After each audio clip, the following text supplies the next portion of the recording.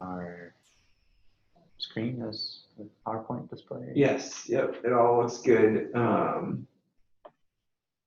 And one way to check that your audio will be working is the microphone in the lower left corner. As long as it's like showing green periodically, it should be good.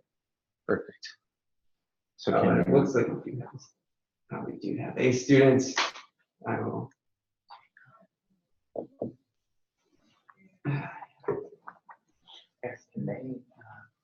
Can can participants see how many participants?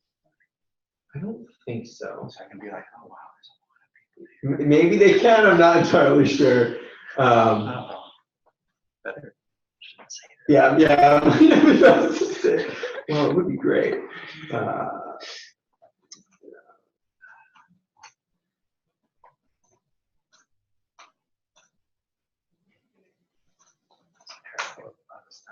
Yeah, you're good to start whenever. Okay, so welcome everyone to our virtual online open house for geotechnical engineering at the University of Washington, or as we call it here, the UW. I'm Brett Maurer. I'm one of the faculty, and I'm here with Mike Gomez, who is also one of the faculty in the geotechnical engineering group. And the idea behind this session is just to tell you quickly a little bit about our program, the courses we offer, what life would be like here, and then to give viewers an opportunity to ask questions. So what you're looking at here is an aerial view of where we sit. And if you're not familiar with the UW campus, we are in Moore Hall, very close to the Rainier Vista. So we've got a beautiful view of the mountain. And just 2 minutes from our building is the Husky Light Rail Station, which will get you to downtown Seattle in just a couple minutes, and really just about anywhere from there, including the airport. As I said, a little bit of life at UW. There's a lot going on. There's a lot to do. I think it's one of the things that makes our program quite unique is that we're in this really exciting environment. And as a student, you get what's called the U-Pass. So you can get on the light rail, the buses, the ferries, the train, anywhere for free.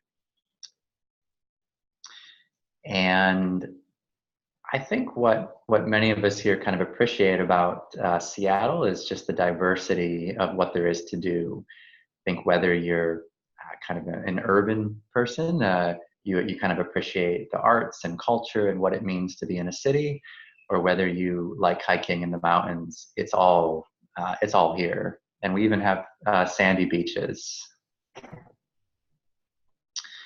So there are 5 geotechnical faculty, and then we also have 1 emeritus, Professor Bob Holtz. He has written a famous book that you might be familiar with. And in addition, we have a lot of outside speakers, and we have guest instructors. As I said, we're in a big city. We have a really strong network of practitioners and alumni, and we really make the most out of our environment and that connection.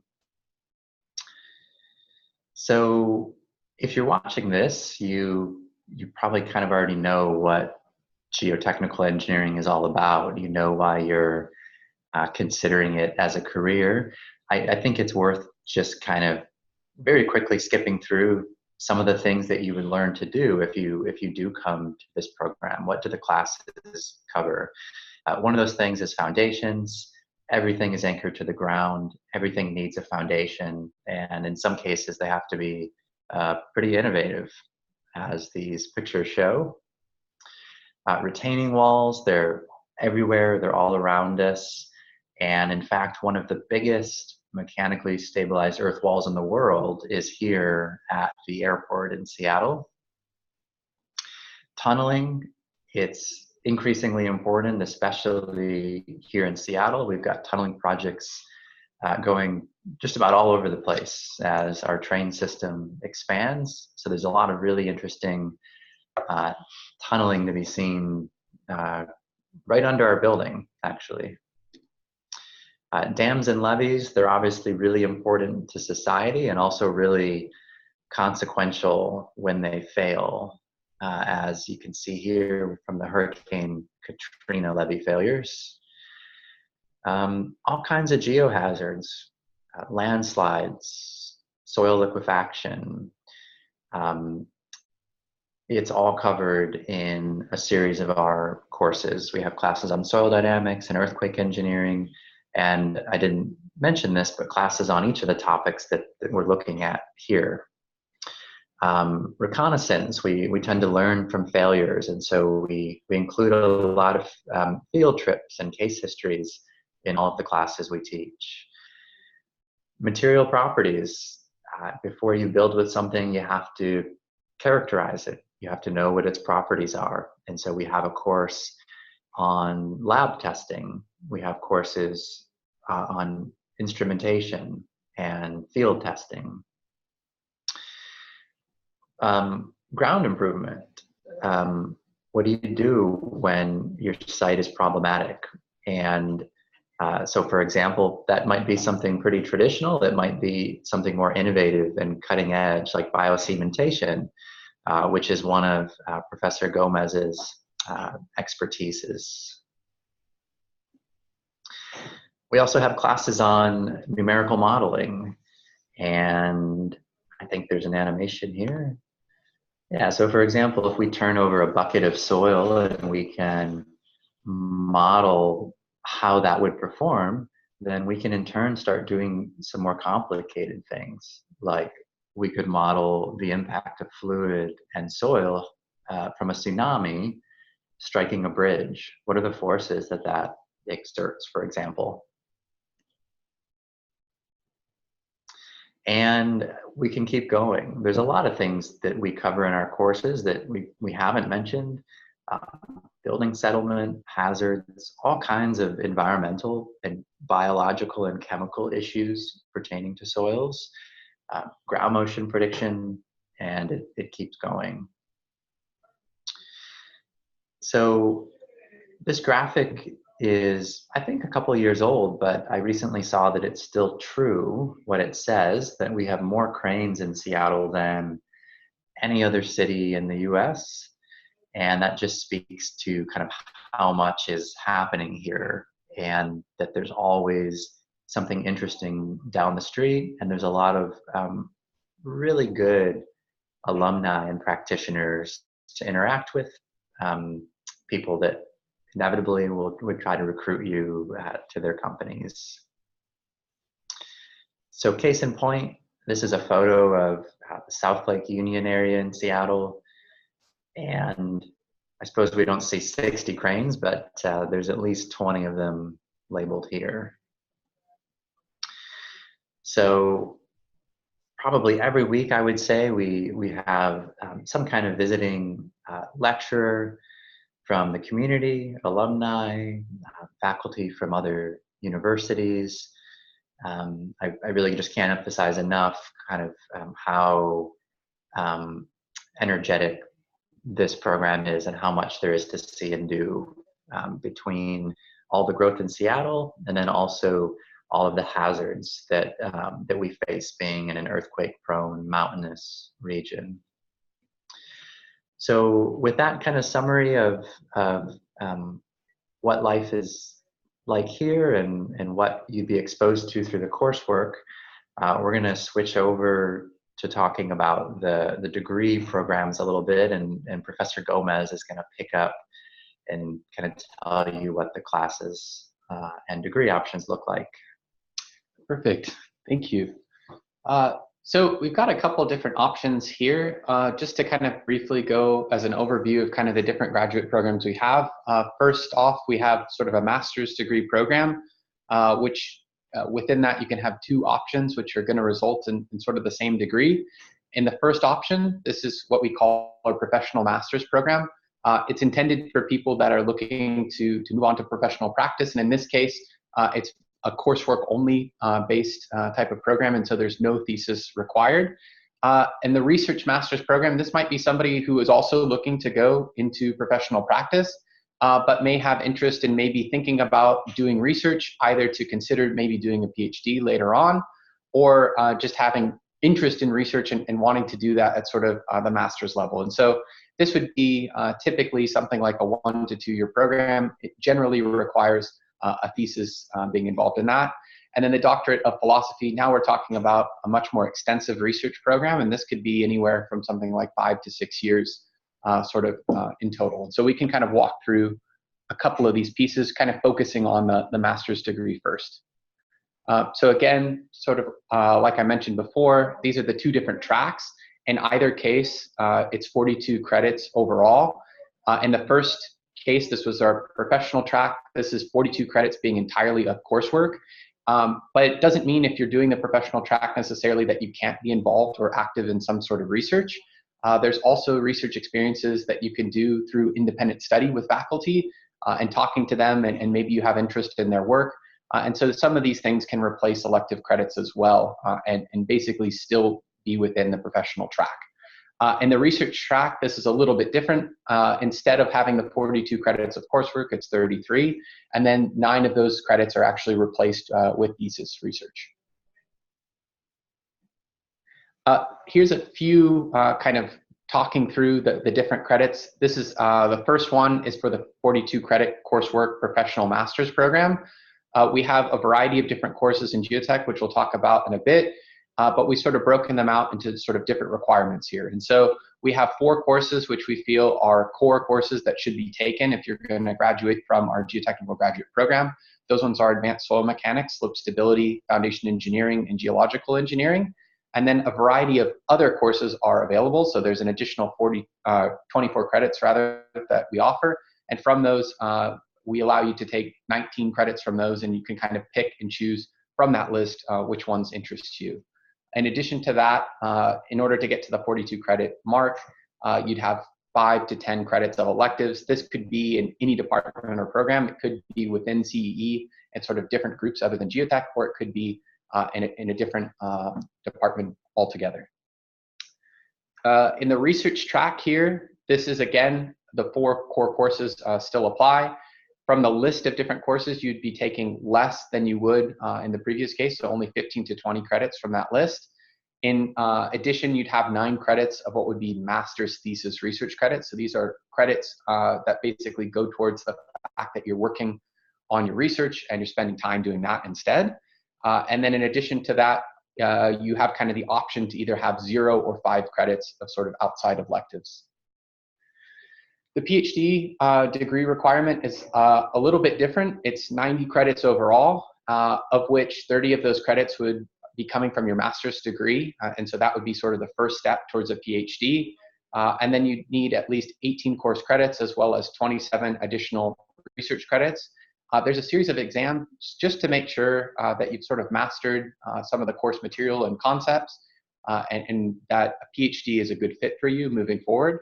And then I think that having research experience or perhaps looking at master's research or talking with a faculty member to kind of explore this option is probably the best approach if you're interested in something like this, which would be much more long-term and more research intensive. Here's a list of our geotechnical graduate courses, just kind of marching through all of the different offerings that we have. The main thing to kind of think about here is that we've got 11 courses, and really we've sort of staged our courses to move from much more fundamentals to more kind of practical application based. So in the beginning, you're going to be learning about advanced soil mechanics and theory, maybe looking at some chemical and biological processes and microscale phenomenon in soil, as well as lab testing. In winter, you'd be doing soil dynamics, as well as slope stability and landslide, computational geomechanics and case histories. And then towards the end, you're doing things like geotechnical earthquake engineering, geosystems engineering, and advanced foundation design, where you're really kind of applying all the fundamentals that you've learned in the previous 2 quarters. This is one example of sort of a 9-month professional master's degree plan that could be done to get to 42 credits. We're talking about something between 12 and 15 credits per quarter. This is just one potential option to give you an idea of how many courses you might be taking per quarter. Of course, if you haven't had undergraduate soil foundations design before, then in autumn we also offer that, and this could fulfill some of your electives and would be a required course so that you could take advanced foundations later on in the spring. We've also got a variety of different graduate elective courses. As I mentioned before, it could be anywhere from 0 to 10 credits that you might need for a master's program. This could be looking at different things within civil engineering itself, such as remote sensing and a variety of other topics that might work well with your interests in geotechnical engineering. And then we also have a variety of other great departments throughout the UW, including classes in earth and space sciences, geology, and a variety of other different topics that you may find of interest, and really great programs, and the ability to be here and access those is really great. And in addition to that, as we mentioned before, there's also the ability to do some independent research study or credits as well, and that can fulfill part of those elective requirements too. So here's kind of just a graph to talk a little bit about how long it might take to complete a master's degree here. I would say probably the majority of the students that come through this program want to do something in 9 months. Maybe they're looking to work in industry within the next year or so. And so I would say there's greater than half of those students that are able to actually complete the 42 credit program in 9 months. There may be another fraction of those students, maybe 15% or so, are looking at a 12-month type of program wherein they might take 3 quarters an additional quarter the next year. And as a result of that, they're able to take less course loads throughout the entire year. There's other programs, would be more looking at sort of the thesis type of program, or perhaps someone that wants to study abroad in Scandinavia through the Valet program. In this case, it might take something like 1 to 2 years. And then there are a fraction of students that also take longer than that, and that is that they might be working full time, and so they're taking a couple classes per quarter, and they're slowly working through the degree program that way. And I think in either case, it's always a personal decision on kind of what fits for you, but there's a variety of different options to accommodate those different timelines. In terms of our graduate program, we've got typically in a given year, we've got about 20 to 25 different students. I think one of the strong points of our group is that it's a really diverse group, people from a lot of different places and backgrounds, so that's always great. In terms of different student activities, we have GIGS, which is our geotechnical student group. And they organize different variety of different seminars and field trips, as well as social activities such as geo beers, wherein the faculty and the students can go out and hang out and chat and socialize. There's a variety of other ASCE sort of monthly dinner meetings that we have a pretty strong presence at. And then GIGS has sort of honored lectures. One of those is sort of the Hennis lecture, wherein we'll invite somebody who's really a leader in geotechnical engineering. They'll come and give a presentation. We'll be able to meet with them.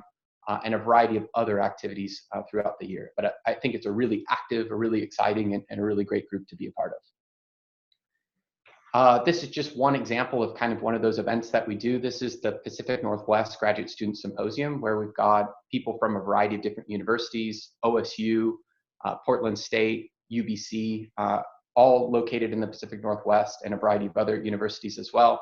They come either here or a different campus, and we try to organize this on something like a 2-year basis. The idea is for graduate students and at these different universities both to share their research and their experience and sort of kind of form a more cohesive community together. We've also got a variety of other types of outreach events. This is one example, Engineering Discovery Days, which happens in the spring. And so it's an opportunity for our graduate students to share their research with K-12 students that come here wanting to learn about what engineering is. And so they're able to teach them a variety of different things about geotechnical engineering, why it's important, and get them excited to be thinking about a career in STEM or even becoming a geotech someday. So that's always a fun event. We've also got a variety of other potlucks and different things that we do throughout the year. This is autumn 2017 at Professor Arduino's house. It's always a great time, and it's a lot of fun to hang out together. Now, just talking a little bit about our different facilities that we have. This is sort of our standard graduate lab. We have a variety of different instrumentation to do different tests, including soil classification, permeability, soil strength testing. So we've got triaxial testing devices, as well as a new direct simple shear device as well. And so these are all the types of things that you would be doing in the advanced geotechnical laboratory course. We've also included a variety of new things in kind of the upcoming years. This year, they are doing X-ray CT scanning and they're doing geophysical measurements. So it's kind of a lab class that's always sort of trying to adapt and trying to look at new technologies and teach you about them and give you experience with those new methods. We also have at kind of the research side of things, a variety of other types of specialized equipment, including a true triaxial or cubic triaxial device, as well as a resonant column device, a ring shear, and a variety of other very specialized equipment, really kind of tailored towards the research side of things, but certainly accessible and around and available to explore different things. We've also had kind of a recent renovation of our laboratory facilities, kind of the research side, including having a variety of different field and lab shear wave velocity measurement systems, as well as DSS and kind of multi-testing machines, both in triax and consolidation as well.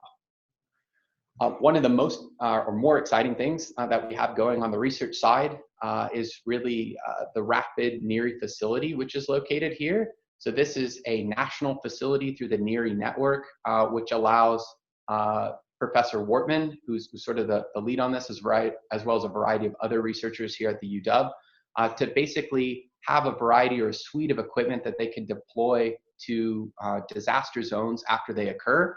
And the intention is to collect perishable data that wouldn't be available, let's say, years from then. And so they deploy these different pieces of equipment, drones, LiDAR scanners, and a variety of different things to sort of explore and learn from these disasters moving forward. So this is a unique facility that serves the whole United States, and we're lucky enough to have that here and some interesting research projects and groups that come through here as a result of that. So with that, I think we'd be willing to open it up to questions if there are any, and thanks for your attention. Yeah, so if you do have questions, I think you can type them in. It looks like we already have some that have come in during the presentation. So we might start with some, but if you've got some to add, please do send them in.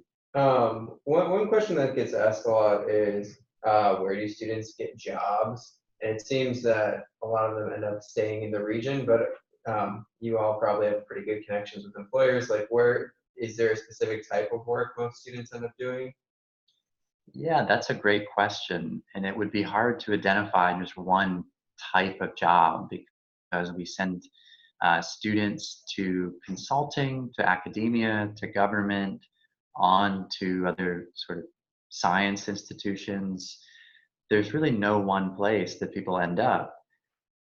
I mentioned that we have a really strong network, though, of alumni, and they undoubtedly try to recruit students. That doesn't have to be in Seattle. These are companies that have a national presence, but with offices here. And so you'll definitely have many opportunities to network and to get to know these professionals. And regardless of what city or what country even you aspire to be in, I think you will definitely find connections back to UW that will help you find a job. Great. In terms of timeline, you said that 3/4 is kind of a common pace. But in terms of sequence of classes, is there anything that a student should be aware of if they're planning on doing a kind of more part-time or extended program? In terms of like which courses would you want to make sure you take first in terms of stacking it? Because you said it kind of went from like more practical to applied. I can't remember, or theoretical to applied. Does that make sense? Yeah, no, I think that's a great question. So I think we've set it up so that the program can be done in 9 months. But if a student would like to take a longer period of time, that's totally doable and is understandable. And I think that there are certain prerequisite courses that are really important to have. One of those being, let's say, in fall, advanced soil mechanics, as well as maybe the lab course as well.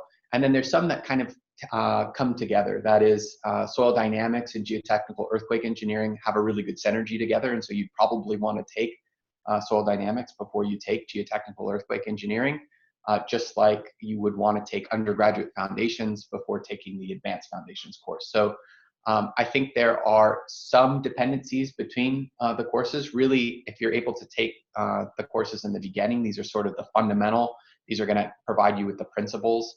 And then moving on to winter and spring, sort of on a case-by-case basis, I would say more or less those are applying the principles that you would learn in autumn. And so it's kind of sequenced in this way. I don't know, Brett, if there's anything you wanted to add about that. I would just add that there's no right way to do it. We always have people who are trying to do it very quickly and people who are doing it over the course of years. Maybe they're working part or full time as they attend school. And you also don't have to know when you arrive what your timeline will be. We generally encourage people to take a set of courses in their first quarter that might allow them to finish in 9 months. But you're the best judge of what is best for you and what you're happiest doing, and that's important. And so at the end of the first quarter, it's still very easy to choose what your timeline will be. And I think it might be helpful also to add is, so every student who comes into the program has 2 advisors. They'll have one that they work with for kind of the more administrative side of things, making sure you're hitting all the requirements, but every student has a assigned faculty advisor who's kind of their subject area expert. And it seems like kind of what you're saying, you can kind of make an individualized plan based on what the student's goals are and what they really want to get and what their timeline is. So you do have some guidance. You don't have to figure it all out, how everything stacks, but it's good to know that you're there to help. Another pretty common question that we get is students who are interested in doing a PhD, and if they want to do a PhD, do they need to have a master's first? What kind of research experience are you looking for to make them a competitive applicant? Are there specific things that come to mind for you? Yeah, well, that might be the kind of question where you get a range of responses depending on who you ask and what they think is best. I don't think there's one single right way to do it or list of requirements. It's not necessary to have master's research to do a PhD, but it's probably best that you do. It's best for you because before you invest 4 years or more on something, it's good to know that it's what you want to do. And you can only figure that out through some previous experience. And so when we have master's students that express interest in the PhD, even if they don't choose to do the research track master's, we like for them to do independent study research or whatever they can to see if it's a good fit for them, if they enjoy it. And then it also helps the faculty certainly to gauge the students if they have some previous research. And so I think most PhD students do have research coming in, but it's not necessarily required. And it isn't like there's some list of prerequisites or number of posters or papers you have to write. Do you have anything to add? No, I think that is a good representation. I mean, I think it's really depending on the faculty that you talk to. I think I would share the same thought that it really is helpful to have a sense of whether or not research is for you. Research can be very different than coursework, and so I think at least in terms of my group as well, having people at the master's level kind of getting a taste for it, seeing if research is for you, both for our side and for your side, to just kind of see if you like doing that is always really helpful. And sort of the research master's time frame is 1 to 2 years. It's very doable. And then after that, you have a good understanding of, well, first, if you're interested in the research, if you like research in general, and kind of what maybe the next couple years would look like if you were to stay around. And so that's certainly not required. You could come in with a master's and be accepted as a PhD student. That's not off the table at all. But I do think it is, if you have kind of an interest in research, expressing that to one of us and letting us kind of know what your goals and thoughts might be about that could be a good starting point to kind of get the ball rolling and start thinking about whether or not a PhD track could be possible, both from sort of a funding side, but also from an interest and faculty compatibility standpoint too, I would say.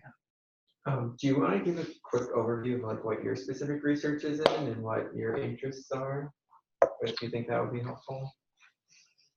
Yeah, I think we cover a pretty broad spectrum. Personally, I focus mostly on earthquake engineering problems. So developing models to predict liquefaction would be one example of something I work a lot on. We also have Professor Steve Kramer, who is one of the world's experts on earthquake engineering. Professor Pedro Arduino is an expert on computational and numerical modeling and lab testing. Professor Joe Wortman, as was mentioned, he is heading up what's known as the RAPID facility, which is this national research center focused on reconnaissance after disasters, floods, earthquakes, tsunamis, any kind of disaster would fall in the realm of his research. And I will let Professor Gomez speak for himself. Yeah, so my research is kind of in a new field of what we're talking about called bio-mediated kind of technologies or geotechnics. And so my research really looks at using chemical or biological processes in soils in order to improve them. And one example of that might be mineral precipitation. So precipitating out things like calcite in the ground to stabilize them, to prevent them from liquefying during earthquake-induced ground motions, and a variety of different other types of loading. And so we do a variety of different lab testing, as well as kind of interdisciplinary microbiological and chemical type of measurements as well in that. Great, thanks. Are there any final questions in the chat? If not, we can start to wrap up. If you have any further questions, a good email address to always keep in mind is the CEG info, which is CEGINFO at uw.edu, which is monitored by our grad advising team. They're a good place to relay your questions if they can't answer them to the geotech experts in their department. But they have a lot of the answers for kind of more procedural questions. Keep in mind the admissions deadline is coming up in December 15th. If you have questions, feel free to reach out. Otherwise, thanks for joining us today. Any last things you two would like to add?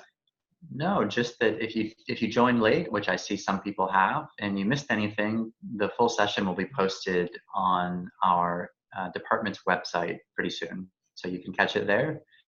And thanks for joining. Thank you.